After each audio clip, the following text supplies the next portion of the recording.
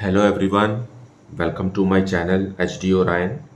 हम पढ़ रहे हैं accountancy for class 12 T S Grewal की टेक्स्ट बुक से 2022 edition, chapter 9 company accounts accounting for share capital. और इस वीडियो में हम पढ़ेंगे forfeiture and reissue of shares which were allotted on pro rata basis and when all the forfeited shares are not reissued. So let us see some questions from the textbook.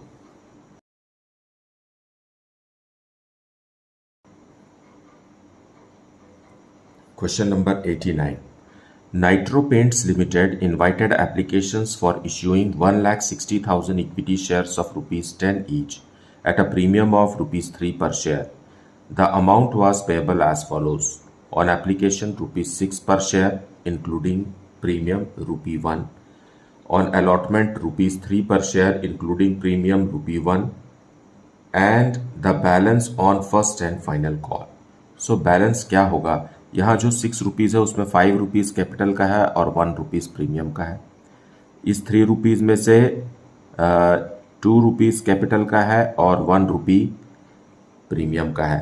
सो इस तरीके से देखा जाए तो 5 + 2 7 rupees capital का हो गया, तो फाइनल कॉल में 3 रुपीज़ बचा हुआ है।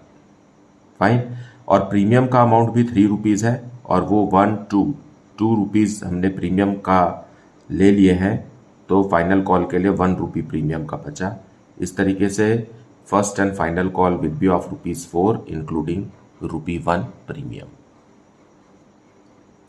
Applications for 1,80,000 shares were received. Applications for 10,000 shares were rejected and pro rata allotment was made to the remaining applicants.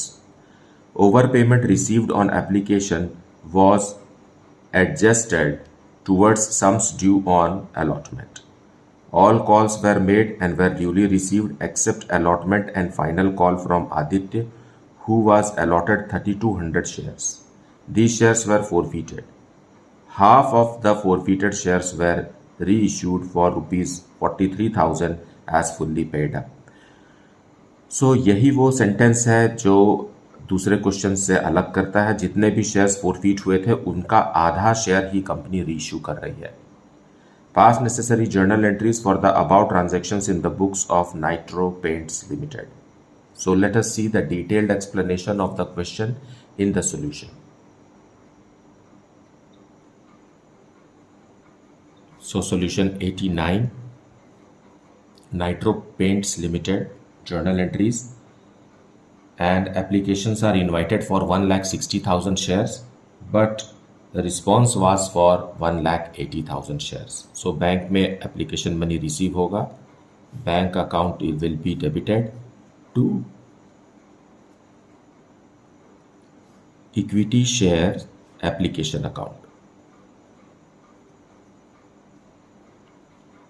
So 1,80,000 shares के लिए एप्लीकेशन आया है और एप्लीकेशन मनी है ₹6 पर share. Amount is 10,80,000।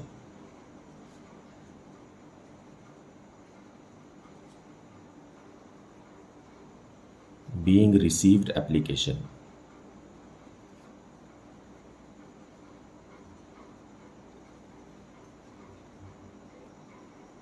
Now we will transfer this to other accounts. Share application account को खाली कर देते हैं, डेबिट करके क्लोज कर दीजिए इसे। 10,80,000 इसे हम ट्रांसफ़र करेंगे इक्विटी शेयर कैपिटल अकाउंट में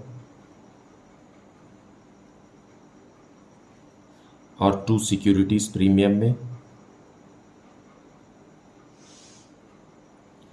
फिर जो, क्योंकि ये प्रोराटा अलॉटमेंट भी है, क्वेश्चन में कहा है, तो प्रोराटा अलॉटमेंट में भी ट्रांसफ़र होगा, लेकिन बैंक से 10,000 शेयर्स का पैसा एप्लीकेशन मनी बैंक से वापस करना है और जो प्रोराटा अलॉटमेंट है वो इक्विटी शेयर अलॉटमेंट में ट्रांसफ़र होगा। अब कैसे होगा? फाइन। 1,80,000 शेयर्स के लिए एप्लीकेशन आया है, लेकिन कैपिटल में 1,60,000 का ही पैसा ट्रांसफ़र किया जा सकता है। फाइन, 6 रुपीज़ मंगाया गया है, लेकिन इसमें से 5 रुपीज़ ही ट्रांसफ़र होगा क्योंकि 1 रुपी प्रीमियम का है। इट इज़ 8 लाख रुपीज़ और 1 रुपी 1,60,000 शेयर्स पर 1 रुपी ही प्रीमियम का ट्रांसफ़र होगा। सो 1,60,000। क्वेश्चन में साफ साफ लिखा है कि 10,000 शेयर्स का जो एप्लीकेशन मनी है वापस करना है। सो बैंक से वापस कर दीजिए सेकेंड एंट्री में ही 10,000 इंटू 6, पूरा 6 रुपीज़ दे दीजिए, 60,000। अब जो बैलेंसिंग फिगर बच रहा है ये अलॉटमेंट में एडजस्ट होगा। फाइन, देखिए 1,60,000 का पैसा तो हमने कैपिटल और प्रीमियम में डाल दिया, 10,000 का पैसा हमने वापस कर दिया, तो बाकी क्या बचा, 1,80,000 में बाकी 10,000 ही बचा। सो 10,000 का 6 रुपीज़ के हिसाब से 60,000 rupees is kept with the company retained for allotment purpose. Fine, इन्हें आप ऐड करेंगे तो 10,80,000 ही आएगा। Being amount transferred,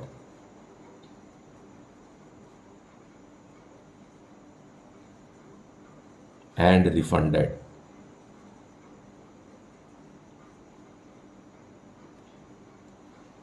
Now, let us make our allotment money due. So, share allotment account will be debited. Equity share allotment account debited to equity share capital account.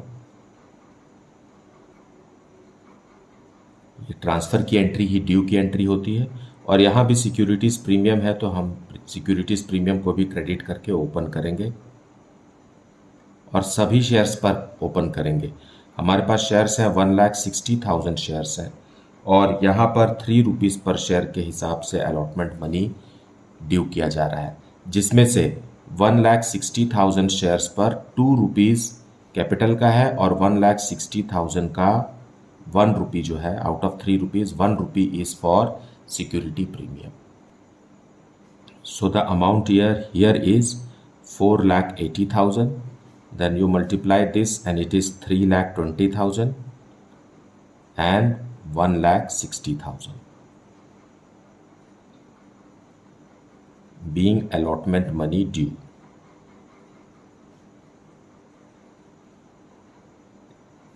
Now, due तो पूरे ही shares पर होता है लेकिन receive कई बार कम shares पर होता है, क्योंकि जैसे कि क्वेश्चन में अभी यहाँ लिखा हुआ है all the what's that payment was received on, where is that,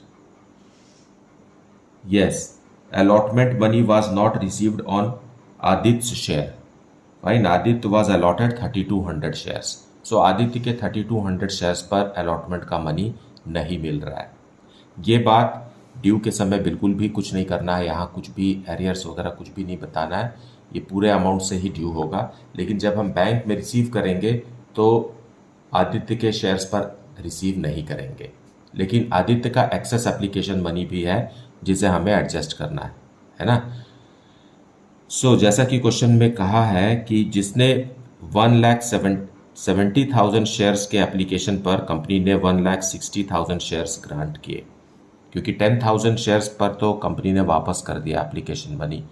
so 17 shares, her 17 shares के एप्लीकेशन पर कंपनी ने 16 शेयर्स इश्यू किए हैं। ये जीरो आप कैंसिल कर दीजिए, you are left with 17 and 16 reduced form.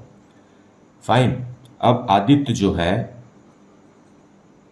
Aditya is one of the investor and he was allotted 3,200 shares, 3,200 shares allot हुआ है, तो अप्लाई ज़्यादा ही किया होगा, है ना। तो हमें पता लगाना है कि अप्लाई कितना है। जब हम अप्लाई पता लगाएंगे तब हमें एक्सेस एप्लीकेशन मनी आदित्य का पता चलेगा। तो इसे कैसे आप समझेंगे, 32 यहाँ भी लिखिए, लेकिन 17 से मल्टीप्लाई करेंगे और ये 16 से अपोजिट साइड अलॉटेड से डिवाइड करेंगे। सो how much will you get, 3,400। So Aditya applied for 3,400 shares and was allotted 3,200 shares. ठीक, अब एप्लीकेशन मनी पर शेयर इज ₹6।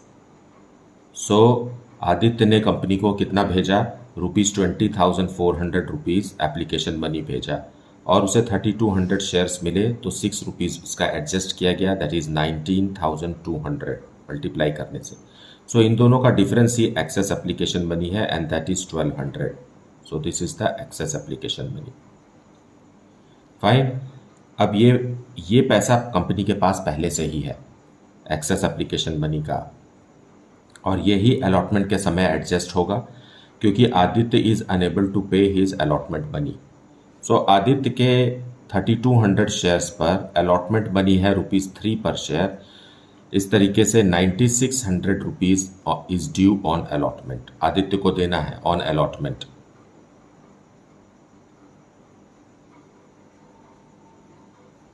फाइन। अब इस एक्सेस मनी को हम इसमें एडजस्ट कर देंगे। ये तो कंपनी के पास पहले से ही है, तो एक्चुअल में आदित्य ने कितना रुपीस नहीं दिया कंपनी को, 8400 रुपीज का एरियर्स है। Arrears means amount not paid by the investor. So who is the investor, Aditya. So company को बैंक में 8400 रुपीज कम मिलेंगे after adjustment of excess application money of the investor Aditya. So what will be the journal entry then? So journal entry will be bank account debited. हमें calls in arrears account open नहीं करना है, to equity share allotment account. Due किया गया था 4,80,000 और total access application money है 60,000। सो company को तो 60,000 पहले से ही मिला हुआ है। सो 4,20,000 रुपीज़ कंपनी को रिसीव करना चाहिए, लेकिन 8400 रुपीज़ और भी नहीं मिल रहा है क्योंकि Aditya is not paying the allotment money. So the money received will be 4,11,600। So that way you have to calculate the allotment money received. Sometimes कई बार ऐसा होता है कि क्वेश्चन में यही क्वेश्चन रहेगा लेकिन ऑब्जेक्टिव में ये भी पूछ सकता है कि बताइए अलॉटमेंट के समय कितना अमाउंट मिलेगा। So this way you have to calculate being received except on 3200 equity shares of Aditya.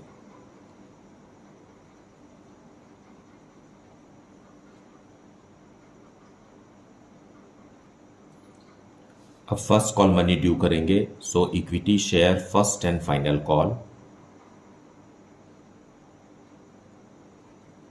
And final call. Account debited to equity share capital account and to securities premium.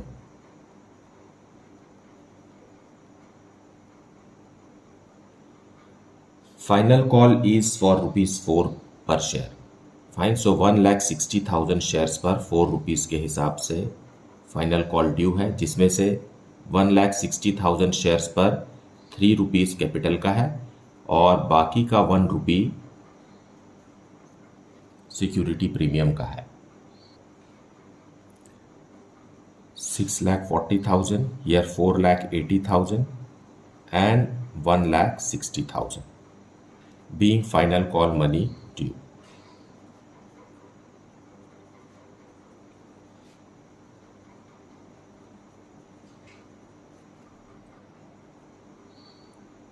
अब रिसीव करेंगे bank में, due करने के बाद receive करेंगे। So bank account debited to equity share first and final call and Aditya is not paying the final call. Aditya के पास 3200 shares हैं। So out of 1,60,000 shares 3200 shares पर पैसा नहीं मिलेगा 4 रुपए के हिसाब से, मतलब 1,56,800 शेयर्स पर 4 रुपीज रिसीव होगा। So when you multiply it you will get 6,27,200 only being received except on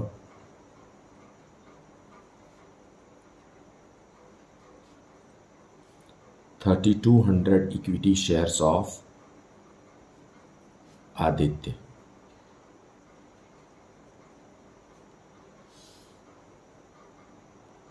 मतलब आदित्य से 12,800 रुपीज नहीं मिल पाया।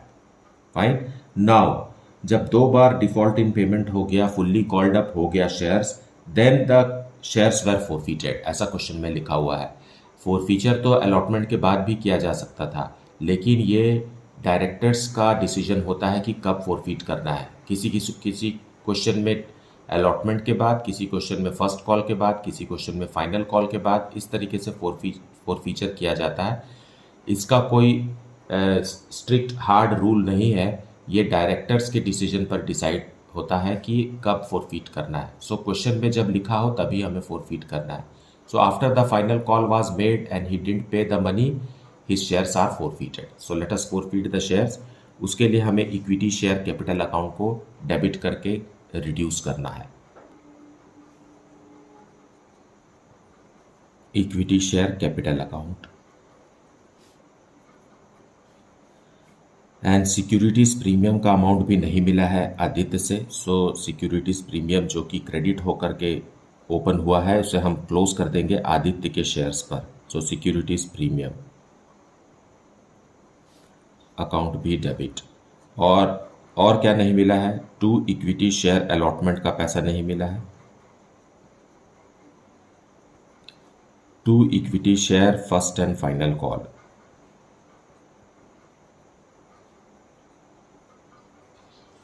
और जो अमाउंट मिल जाता है उसे हम लिखते हैं फोरफीचर अकाउंट में। So equity share forfeiture account. Okay, so these many accounts will be opened at the time of forfeiture of share. और आदित्य के पास 3200 शेयर्स है और कॉल्ड अप कैपिटल है 10 रुपीज़। सो 32,000 रुपीज़ से शेयर कैपिटल अकाउंट क्लोज हो जाएगा। फिर सिक्योरिटीज प्रीमियम भी 3200 शेयर्स पर 2 रुपीज़। Y 2 rupees? क्योंकि इन्होंने अलॉटमेंट का और फर्स्ट कॉल के समय 1 रुपी ईच प्रीमियम का अमाउंट नहीं दिया, लेकिन एप्लीकेशन के समय दे दिया था। एप्लीकेशन के समय भी प्रीमियम का अमाउंट था, लेकिन वो तो दिया ही था, तो उसे हम यहाँ मेंशन नहीं करेंगे। जो प्रीमियम का अमाउंट नहीं मिला होता है उसे ही हम यहाँ डेबिट करके क्लोज करते हैं। So it is 6400। अलॉटमेंट के समय क्योंकि एक्सेस एप्लीकेशन मनी एडजस्ट हुआ है, फाइन। सो 8400 जो हमने वर्किंग नोट बनाया है अभी थोड़ी देर पहले, उसमें 8400 है। यहाँ हमें मल्टीप्लाई करके नहीं लिखना है, यहाँ हमें कैलकुलेटेड अमाउंट लिखना है, क्योंकि यहाँ एक्सेस एप्लीकेशन मनी एडजस्ट भी हुआ है।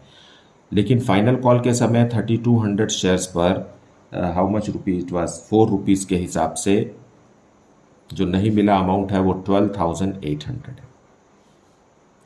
यहाँ हम मल्टीप्लाई करके इसलिए लिख रहे हैं क्योंकि एक्सेस एप्लीकेशन मनी यहाँ एडजस्ट नहीं हुआ, वो पूरा का पूरा अलॉटमेंट में ख़त्म हो गया। फाइन। अब जो अमाउंट बचा, सो आप क्या करेंगे, इन दोनों को ऐड करिए और ये क्रेडिट वाले अमाउंट को माइनस कीजिए। सो हमें पता चल जाएगा कि उनका आदित्य का कितना रुपीज़ फोरफीट किया है, क्योंकि आदित्य ने सिर्फ 17,200 रुपीज़ ही दिया है। Fine. Being 3200 equity shares forfeited. So let us try to see that कि आदित्य ने 17,200 रुपीज़ दिया है कि नहीं। आदित्य ने अप्लाई ज़्यादा शेयर्स के लिए किया था, अप्लाई किया था 3400 शेयर्स के लिए, और एप्लीकेशन मनी है ₹6 पर शेयर। इस तरीके से आदित्य ने दिया था 20,400 रुपीज़, क्योंकि एप्लीकेशन के बाद आदित्य ने कोई भी अमाउंट नहीं दिया है। फाइन। सो 20,400, लेकिन यहाँ फोरफीट हुआ है 17,200। वो इसलिए क्योंकि 3200 शेयर्स पर 1 रुपी प्रीमियम का था इसमें से एप्लीकेशन मनी। फाइन। आदित्य को अलॉट हुआ है 3200 शेयर्स और 1 रुपी, ये 6 रुपये में से 6 रुपीज़ में से 1 रुपी प्रीमियम का है। सो इसमें हम 3,200 रुपीज़ लेस करेंगे। Now the amount is 17,200, which is the forfeited amount. So equity share forfeiture account में सिर्फ कैपिटल का पैसा ही फोरफीट होता है। प्रीमियम अगर दिया हुआ है तो इसमें से एक्सक्लूड करना होगा। फाइन। सो दिस वे, क्योंकि यहाँ भी एक्सक्लूडेड है, देखिए प्रीमियम का अमाउंट हमने यहाँ नहीं लिखा है, यहाँ सिर्फ वो लिखा है, वो उस प्रीमियम का अमाउंट लिखा है जो नहीं मिला है। फाइन, जो मिल गया है उसे यहाँ नहीं लिखे, तो हम इधर भी जो मिल गया है उसे नहीं लिखेंगे। और वैसे भी सिक्योरिटीज़ प्रीमियम रिजर्व कैपिटल का हिस्सा नहीं है। सो इक्विटी शेयर फॉरफीचर में सिर्फ कैपिटल का अमाउंट को ही लिखना होता है और वही अमाउंट फॉरफीट होता है। यह अमाउंट जो फॉरफीट हुआ है वो 3200 शेयर्स पर हुआ है। मतलब अगर हम इसे डिवाइड करें 3200 शेयर से, 34 से मत कीजिए, ये तो अप्लाइड नंबर ऑफ शेयर्स है। अलॉटेड नंबर ऑफ शेयर्स कितना है? 3200। सो टोटल अमाउंट को हम 3200 से डिवाइड करेंगे क्योंकि शेयर्स अलॉटेड 3200 है, तो आएगा ₹5.375 पर शेयर। मतलब 5.375 रुपीज़ पर शेयर फॉरफीट किया है कंपनी ने, और इतने का ही discount at the time of reissue company offer कर सकती है। फाइन, इस इंफॉर्मेशन को हम आगे भी यूज़ करेंगे at the time when we are transferring it to capital reserve. Okay, so now let us reissue करेंगे जैसा कि क्वेश्चन में लिखा हुआ है।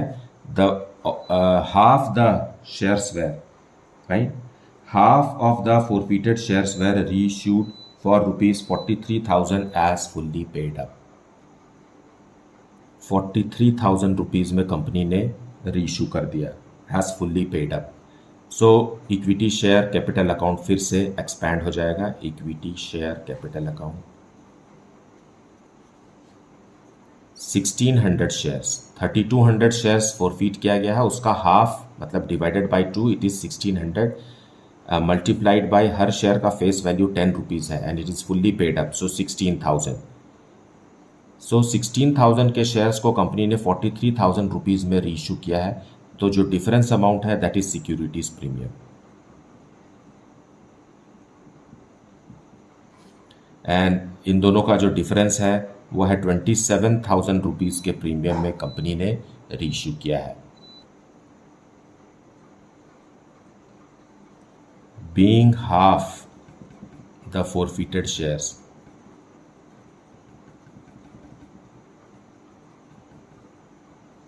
reissued at premium, मतलब यह है कि ये जो फॉरफिटेड अमाउंट है वो रीइश्यू के समय में यूज़ नहीं हुआ for 1600 forfeited shares. So this entire 5.375 rupees will be transferred to capital reserve but only for reissued 1600 shares. So last entry, equity share forfeiture account will be closed for reissued shares. Forfeiture account debited to capital reserve.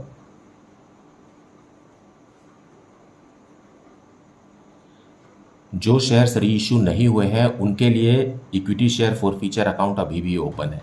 जो share reissue हो चुके हैं, जो बाकी first half जो reissue हो चुके हैं वो हमें ट्रांसफ़र करना है बचा हुआ। सो पूरा का पूरा ही बच गया है। 5.375 रुपीज़ पर शेयर के हिसाब से 8600 rupees is transferred, being gain transferred.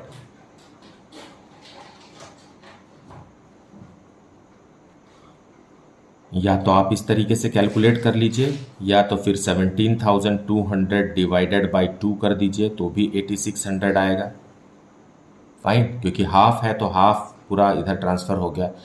या तो फिर आप ऐसा कर लीजिए 17,200 into 1600 divided by 3200 number of shares, total number of share से डिवाइड करके नंबर ऑफ शेयर्स रीशूट से कर लीजिए तो भी यही आंसर आएगा। So there can be several way of calculating capital reserve amount and I think that this method is more appropriate and gives you deep understanding.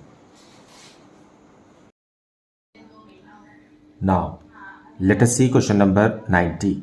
Raja Limited invited applications for issuing 50,000 equity shares of rupees 10 each. The amount was payable as follows: on application rupees 3 per share, on allotment rupees 5 per share, and on first and final call balance. So the balance amount is rupees 2 because 3 plus 5 plus 2 is 10. Applications for 70,000 shares were received. Allotment was made to all applicants on pro rata basis. Excess money received on application was adjusted towards sums due on allotment. Ramesh, who had applied for 700 shares, did not pay the allotment money, and on his failure to pay the allotment money, his shares were forfeited. मतलब first call से पहले ही what's his name Ramesh के shares को forfeit कर लिया गया. Afterwards, the first and final call was made. Adhar, who had been allotted 500 shares, did not pay first and final call. His shares were also forfeited. Out of the forfeited shares, 900 shares were reissued at rupees 8 per share as fully paid up. मतलब 2 rupees discount का है क्योंकि fully paid up है इसलिए बाकी का 2 rupees discount है. The reissued shares included all the shares of Ramesh. Pass necessary journal entries for the above transactions in the books of the company.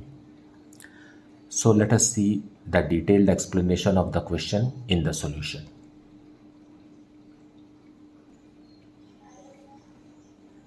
So solution 90 we will see. सबसे पहले bank में application money receive करेंगे. So bank account debited to equity share application account.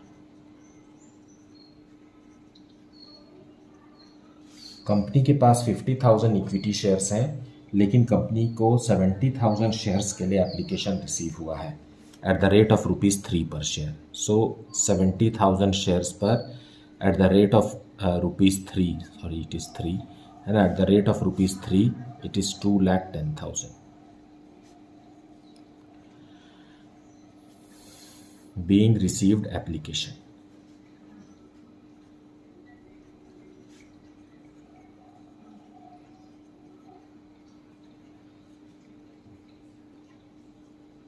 Now, this equity share application account will be transferred. Application account को हम debit कर दिए 2,10,000 और transfer करेंगे to equity share capital account. क्योंकि हमारे पास शेयर्स सिर्फ 50,000 है इसलिए 50,000 पर एप्लीकेशन मनी 3 रुपीज़ पर शेयर के हिसाब से 1,50,000 ही कैपिटल अकाउंट में ट्रांसफ़र होगा. और बाकी का जो एक्सेस मनी बचा है मतलब 60,000 that is retained bye the company for allotment. क्योंकि शेयर्स प्रोरेटा में अलॉट हुए हैं तो बाकी का जो 20,000 शेयर्स का एप्लीकेशन मनी 3 रुपीज़ पर शेयर है मतलब 60,000 रुपीज़ वो कंपनी ने इन्वेस्टर्स को वापस नहीं किए. और क्योंकि उन्हीं से ही अलॉटमेंट का पैसा ड्यू करना है तो उनको अलॉटमेंट के लिए रिटेन करके रखे हैं. Being amount transferred.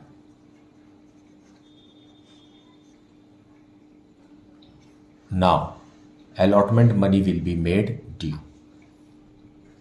सो equity share allotment account debited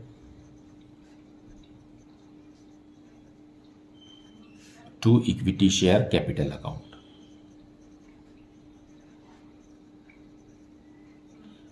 क्योंकि कंपनी के पास हैं तो 50,000 शेयर्स और इन पर 5 रुपीज़ पर शेयर के हिसाब से 2,50,000 rupees is due on them.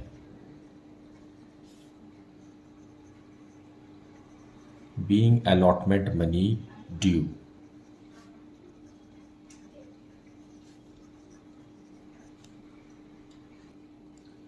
Now we will receive allotment money. So for that bank account debit करेंगे to equity share allotment account.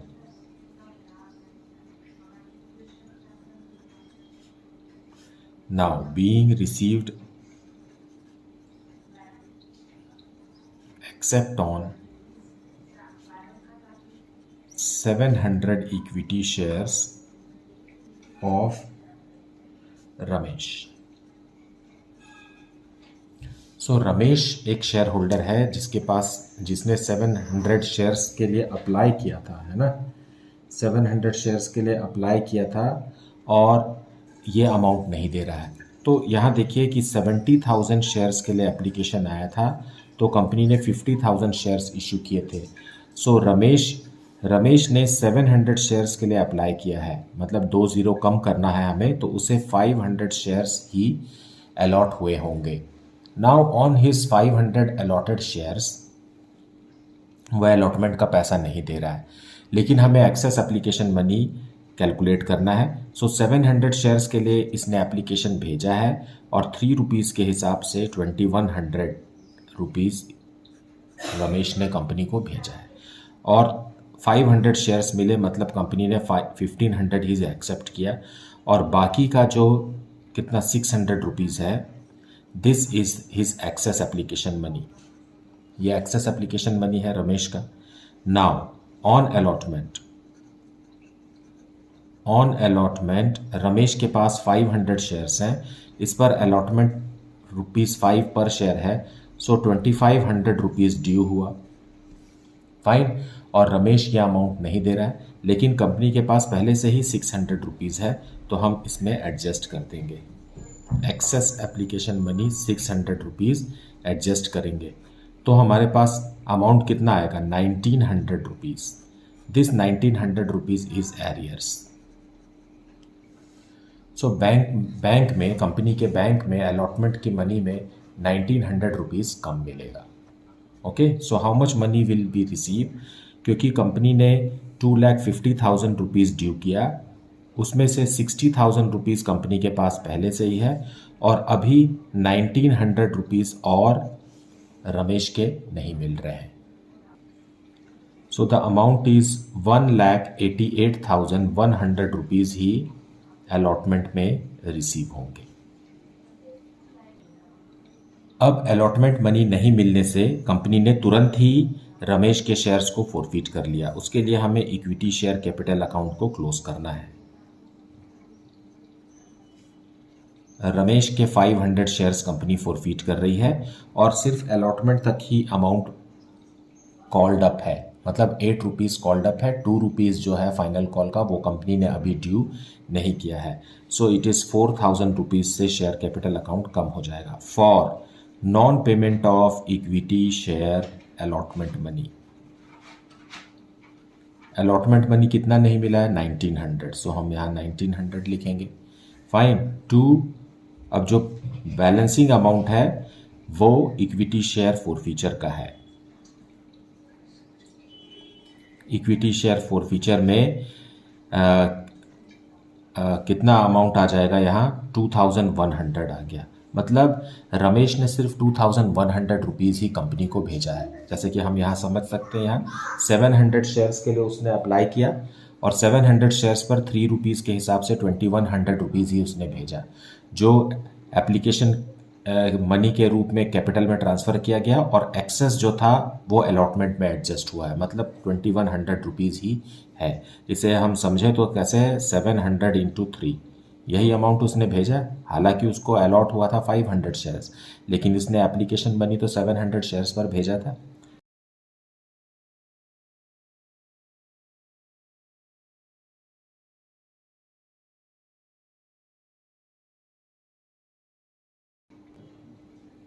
Now Ramesh के शेयर्स को फोरफिट करने के बाद first and final call due करेंगे। So equity share first and final call account debited to equity share capital account. 50,000 shares थे, उसमें से 500 शेयर्स कंपनी ने फोरफिट करके अपने पास ले लिया है। सो 49,500 शेयर्स पर ही 2 रुपीज़ ड्यू होगा। दैट इज 99,000 रुपीज़ से 99,000 it is being final call money due.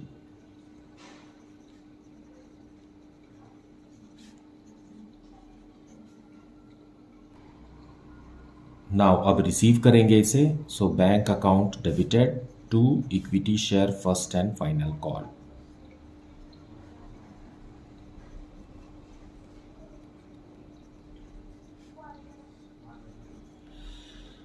लेकिन हमें अब सिर्फ 49,000 शेयर्स पर ही पैसा मिल रहा है। क्यों? क्योंकि आधार एक शेयर होल्डर है, दूसरा शेयर होल्डर है आधार, जिसके पास 500 शेयर्स थे। He is not paying the final call money, so 1,000 rupees फिर कम आएगा। So 98,000 rupees we will receive in the bank. being received except on 500 equity shares of Aadhaar. तो कंपनी ने आधार के शेयर्स को भी फोरफीट कर लिया। इसके लिए equity share capital account debit करेंगे हम आधार के शेयर्स पर। 500 शेयर्स आधार के हैं और 10 रुपीज़ कॉल्ड अप है, सो 5,000 रुपीज़ से शेयर कैपिटल अकाउंट श्रिंक करेंगे to equity share first and final call. Final call how much? 1,000 he could not pay, 500 into 2 है ना, and 2 equity share forfeiture account.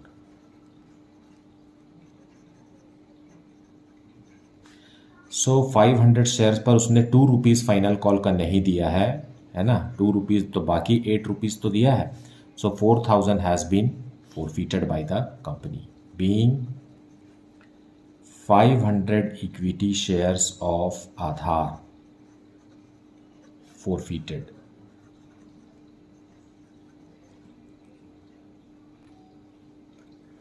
मतलब आधार के फोरफीटेड शेयर्स में 8 रुपीज़ पर शेयर फोरफीट हुआ है। फाइन। और कंपनी 8 रुपीज़ आधार के शेयर्स को जब रीइश्यू करेगी तो कंपनी 8 रुपीज़ तक का डिस्काउंट पर शेयर दे सकती है। Fine. So after the shares have been forfeited the company decided to reissue the shares. How many shares? It says that out of these forfeited 900 shares were reissued at rupees 8 per share as fully paid up including all the shares of Ramesh. So bank में हम debit करेंगे because shares कितने forfeit हुए हैं? 1,000, 500 रमेश के और 500 आधार के। उसमें से कंपनी ने 900 शेयर्स को रीइश्यू किया है। सो 900 और वो भी 8 रुपीज़ के हिसाब से। फाइन। सो 9 8 ज़ा 72, सो 7200 में, और बाकी 1 रुपी डिस्काउंट है बिकॉज क्वेश्चन में कहा है as fully paid up. Fine. So 1 rupee discount हम कहाँ से लाएंगे? इक्विटी शेयर फोरफीचर से। So equity share forfeiture 900 into 2 account debited 1800 to equity share capital account.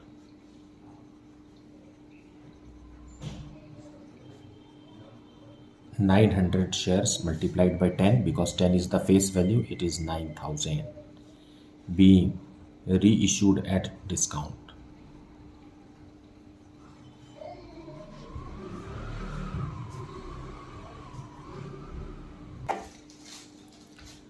अब इक्विटी शेयर फोरफीचर अकाउंट में जो पैसे बचे हैं वो हम कैपिटल रिजर्व में ट्रांसफ़र करेंगे। Equity share forfeiture account debited to capital reserve.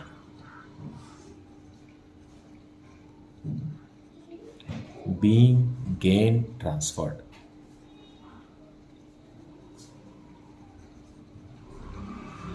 So what will be the amount of gain? Let us find out. हमारे पास दो शेयर होल्डर्स हैं जिनके शेयर्स को हमने फोरफीट किया है। एक है रमेश और दूसरा है आधार।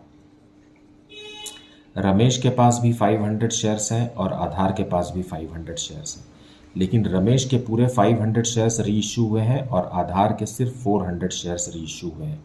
इसलिए total number of shares reissued is how much? 900। और जब रमेश के शेयर फोरफीट हुए तो 2100 रुपीज़ भी फोरफीट हुए, और आधार के शेयर जब फोरफीट हुए 500 शेयर्स तो जितने भी 4,000 शेयर्स 4,000 रुपीज़ जो है वो फोरफीट हुए। लेकिन हमें यहाँ 4,000 शेयर्स में से 4,000 रुपीज़ में से जो कि 500 शेयर्स पर है, हमें 400 शेयर्स का कैलकुलेट करना है। तो कैसे कैलकुलेट करेंगे, यहाँ ऐसे करेंगे 400 मल्टीप्लाइड बाई 8, क्योंकि 8 रुपीज़ पर शेयर ही कंपनी ने फोरफीट किया है आधार का। सो ये हो जाएगा 3200। फाइन। और रमेश का तो पूरा ही लेना है क्योंकि इसके पूरे शेयर्स ही रीइश्यू हुए हैं। So as a result total discount के लिए जो अमाउंट था वो था 5300। इस 5300 में से हमने डिस्काउंट अलाउड लेस करना है। डिस्काउंट अलाउड 1800 है जो हमने रीइश्यू में यूज़ किया है। सो 3500 ही वो गेन है जो कैपिटल रिजर्व में ट्रांसफ़र होगा। So we have to write here 3500। मतलब रमेश का हम पूरा अमाउंट डिस्काउंट के लिए अलग कर ले रहे हैं, लेकिन आधार के 500 शेयर्स के लिए 4000 रुपीज़ थे, तो हमने 400 शेयर्स का कैलकुलेट कर लिया 3200। सो मैक्सिमम डिस्काउंट जो है 5300 का बनता है, लेकिन कंपनी ने 1800 ही डिस्काउंट दिया, तो बाकी जो अमाउंट बच गया वही गेन है। And this amount will be now transferred to capital reserve. So this is the amount and how this is how it is to be transferred to capital reserve. So this is how the question is to be solve. मुझे उम्मीद है आपने video को पूरा देखा है, explanation को भी अच्छे से सुना है। इसके बावजूद भी अगर कुछ डाउट है then please put it in the comment section. Thank you so much for liking, subscribing and sharing the channel. And if you have not yet, then please do like it, subscribe it and share it with your friends. Thank you so much for watching the video.